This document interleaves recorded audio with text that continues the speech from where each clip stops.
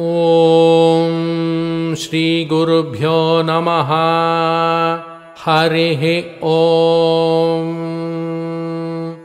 गणानां त्वा गणपतिगुं हवामहे कविं कवीनामुपमश्रवस्तमम् ज्येष्ठराजं ब्रह्मणां ब्रह्मणस्पत आनश्रन्वन्नोतिभिः सीदसाधनम् महागणपतये नमः। प्रणो देवी सरस्वती वाजेभिर्वाजिनीवती धीनामवित्र्यवतो वाग्देव्यै नमः।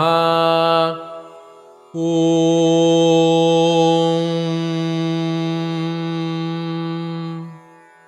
अथ श्री उच्छिष्टगणेशकवचं प्रारम्भः। देव्युवाच देवदेव जगन्नाथः सृष्टिस्थितिलयात्मका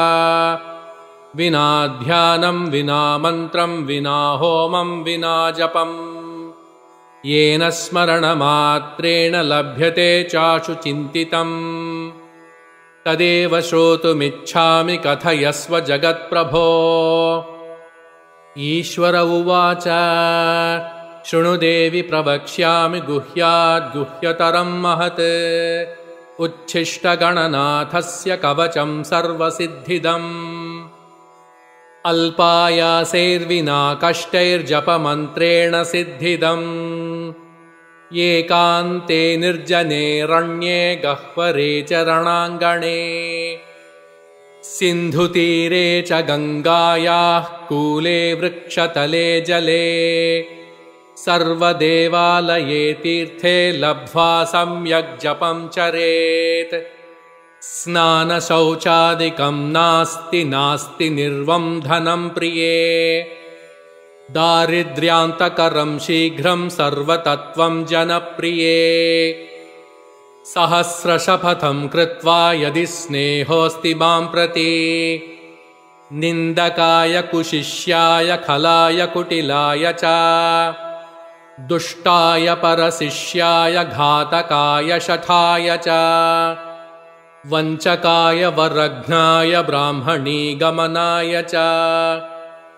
अशक्ताय च क्रूराय गुरुद्रोहरताय च न दातव्यं न दातव्यं न दातव्यं कदाचन गुरुभक्ताय दातव्यं सच्छिष्याय विशेषतः तेषां सिद्ध्यन्ति शीघ्रेण ह्यन्यथा न च सिद्ध्यति गुरुसन्तुष्टिमात्रेण कलौ प्रत्यक्षसिद्धिदम् देहोच्छिष्टै प्रजप्तव्यं तथोच्छिष्टैर्महामनुः आकाशे च फलं प्राप्तं नान्यथा वचनं मम एषा राजवती विद्या विना पुण्यं न लभ्यते अथ वक्ष्यामि देवेशि कवचं मन्त्रपूर्वकं येन विज्ञातमात्रेण राजभोगफलप्रदम् ऋषिर्मे गणकः पातु शिरसि च निरन्तरम् त्राहि मां देवि गायत्री छन्दो ऋषिः सदा मुखे हृदये पातु मां नित्यमुच्छिष्टगणदेवता गुह्ये रक्षतु तद्बीजं स्वाहा शक्तिश्च पादयोः कामकीलकसर्वाङ्गे विनियोगश्च सर्वदा पार्श्वद्वये सदा पातु स्वशक्तिं गणनायकः शिखायां पातु तद्बीजं भ्रूमध्ये तारबीजकम् हस्तिवक्त्रश्च शिरसि लम्बोदरो ललाटके उच्छिष्टो नेत्रयोः पातु कर्णौ पातु महात्मने पाशाङ्कुशमहाबीजं नासिकायां च रक्षतु भूतीश्वरः परः पातु आस्यं जिह्वां स्वयं वपुः तद्बीजं पातु मां नित्यं ग्रीवायां कण्ठदेशके गं बीजं च तथा रक्षेत् तथा त्वग्रे च पृष्ठके सर्वकामश्च हृत्पातु पातु मां च करद्वये उच्छिष्टाय च हृदये वह्नि बीजं तथोदरे मायाबीजं तथा कट्यां द्वावूरो सिद्धिदायकः जङ्घायां गणनाथश्च पादौ पातु विनायकः शिरसः पादपर्यन्तमुच्छिष्टगणनायकः आपादमस्तकान्तं च उमापुत्रश्च पातु माम्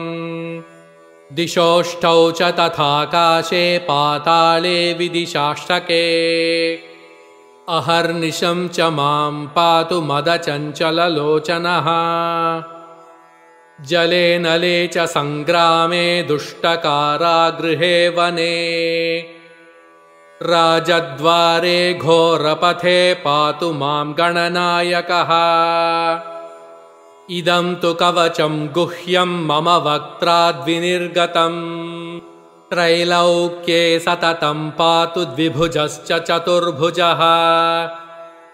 बाह्यमभ्यन्तरं पातु सिद्धिबुद्धिर्विनायकः सर्वसिद्धिप्रदं देवि कवचमृद्धिसिद्धिदम् एकान्ते प्रजपेन्मन्त्रं कवचं युक्तिसंयुतम् इदं रहस्यं कवचम् उच्छिष्टगणनायकम् सर्ववर्मसु देवेशि इदं कवचनायकम् एतत् कवचमाहात्म्यं वर्णितुं नैव शक्यते धर्मार्थकाममोक्षं च नानाफलप्रदं नृणाम् शिवपुत्रः सदा पातु पातु मां सुरार्चितः गजाननः सदा पातु गणराजश्च पातु मां सदा शक्तिरतः पातु पातु मां कामविह्वलः सर्वाभरणभूषाढयः पातु मां सिन्दूरार्चितः पञ्चमोदकरः पातु पातु मां पार्वतीसुतः पाशाङ्कुशधरः पातु पातु मां च धनेश्वरः गदाधरः सदा पातु पातु मां काममोहितः नग्ननारीरतः पातु पातु मां च गणेश्वरः अक्षयं वरदः पातु शक्तियुक्तिः सदावतु भालचन्द्रः सदा पातु नानारत्नविभूषितः उच्छिष्टगणनाथश्च मदाघूर्णितलोचनः नारीयोनिरसास्वादः पातु मां गजकर्णकः प्रसन्नवदनः पातु पातु मां भगवल्लभः जटाधरः सदा पातु पातु मां च किरीटिकः पद्मासनास्थितः पातु रक्तवर्णश्च पातु माम् नग्नसाममदोन्मत्तः पातु मां गणदैवतः वामाङ्गे सुन्दरीयुक्तः पातु मां मन्मथः प्रभुः क्षेत्रपः पिशितं पातु पातु मां श्रुतिपाठकः भूषणाढ्यस्तु मां पातु नानाभोगसमन्वितः स्मिताननः सदा पातु श्रीगणेशकुलान्वितः श्रीरक्तचन्दनमयः सुलक्षणगणेश्वरः श्वेतार्कगणनाथश्च हरिद्रागणनायकः पारभद्रगणेशश्च पातु सप्तगणेश्वरः प्रवालकगणाध्यक्षो गजदन्तो गणेश्वरः हरबीजगणेशश्च भद्राक्षगणनायकः दिव्यौषधिसमुद्भूतो गणेशाश्चिन्तितप्रदः लवणस्य गणाध्यक्षो मृत्तिकागणनायकः तण्डुलाक्षगणाध्यक्षो गोमयश्च गणेश्चरः स्फटिकाक्षगणाध्यक्षो रुद्राक्षगणदैवतः नवरत्नगणेशश्च आदिदेवो गणेश्वरः पञ्चाननश्चतुर्वक्त्रः षडाननगणेश्वरः मयूरवाहनः पातु पातु मां मूषकासनः पातु मां देवदेवेशः पातु मां ऋषिपूजितः पातु मां सर्वदा देवो देवदानवपूजितः त्रैलोक्यपूजितो देवः पातु मां च विभुः प्रभुः रङ्गस्थं च सदा पातु सागरस्थं सदावतु भूमिस्थं च सदा पातु पातलस्थं च पातु माम् अन्तरिक्षे सदा पातु आकाशस्थं सदावतु चतुष्पथे सदा पातु त्रिपथस्थं च पातु माम् बिल्वस्थं च वनस्थं च पातु मां सर्वतस्तनम् राजद्वारस्थितं पातु पातु मां शीघ्रसिद्धिदः भवानी पूजितः पातु ब्रह्मा विष्णुशिवार्चितः इदं तु कवचं देवि पठनात् सर्वसिद्धिदम् उच्छिष्टगणनाथस्य समन्त्रं कवचं परम् स्मरणाद् भूपतित्वं च लभते साङ्गतां ध्रुवम् वाचः सिद्धिकरं शीघ्रं परसैन्यविदारणम् प्रातर्मध्याह्नसायाह्ने दिवारात्रौ पठेन्नरः चतुर्थ्यां दिवसे रात्रौ पूजने मानदायकम् सर्वसौभाग्यदं शीघ्रं दारिद्र्यार्णवघातकम् सुदारसुप्रजासौख्यं सर्वसिद्धिकरं नृणाम् जलेऽथवानले रण्ये सिन्धुतीरे सरित्तटे